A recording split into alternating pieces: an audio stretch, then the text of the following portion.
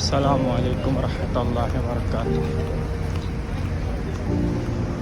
Ngayon nandito po tayo sa likod ng clock tower po na ito.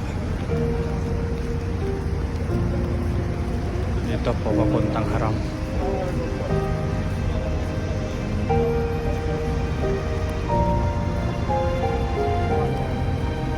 Mashallah.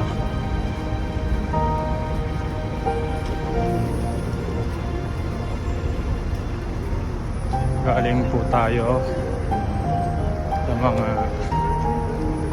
kapatid natin na nag-Hajj. Pinisita po natin sila. Diyan po yung hotel nila dyan, Al-Kiswa. Tapos nung pauwi po tayo, wala tayong masakyan kasi sarado po yung daan papuntang Haram.